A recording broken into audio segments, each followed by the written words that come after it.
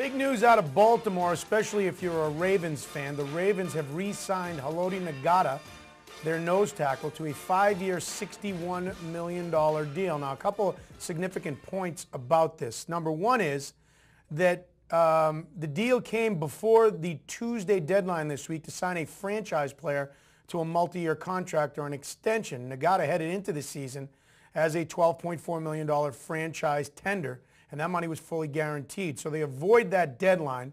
They sign him to a 5-year deal. Ever since he was drafted with the 12th overall pick in 2006, he has proven that not only he was worth that pick, but if you believe in the age-old philosophy that you build a defense in football like you build a baseball team up the middle, catcher, shortstop, and center field are good outfielders in baseball. In football, it's starting with Ed Reed and Ray Lewis, coming from the safety, the linebacker, and then to the nose tackle. It's Haloti Ngata, so this is a huge move. Ozzie Newsome, the GM of the team, quoted saying, Haloti's re-signing is significant as we push to consistently battle for a championship. His leadership is not only integral to our defense, but also the entire team. Consistent is a key word there for Ozzie, because for the Ravens, it's been inconsistency, at least in the big games, and that's what we've seen in 2 games so far. We bring in Bruce Raffel of Baltimore Beatdown right now into Sports Buzz. Hi, Bruce. How you doing this morning? Doing great. How are you? Let's talk about the Ngata thing. All good. That's all good news as a Ravens fan, right? It's great news. Ngata, as his name is really pronounced. Oh, I'm sorry. Has been locked up, and basically at this point will be a Ravens for life. And we think that he's probably the best and by far the most athletic and disruptive defensive tackle in the game.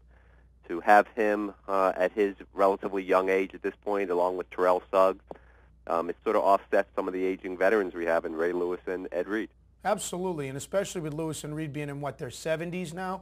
This kind of ensures that Baltimore philosophy will continue on defense, right? Totally agree with that, and it's amazing that Ray Lewis, who's about to turn 37, entering his 16th year in the league, was ranked by NFL Network as the #1 defensive player going into 2011. Now, of course, that's not just because of how good he is on the field, but it's the way that he is with his teammates, and there's probably nobody who motivates teammates both on offense and defense.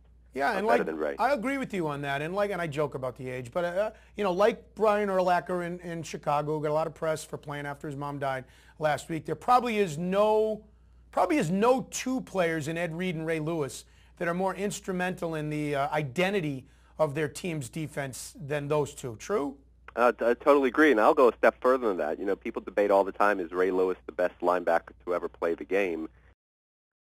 Football fans from all over the country a couple months ago, I started a debate that I think Ray Lewis is the best player to ever lace on the cleats in the NFL, because regardless of who you think is better, nobody has played at his high level of play for 16 years, whether it be Brian Urlacher, whether it be Jerry Rice, whether it be Joe Montana, or any of these guys.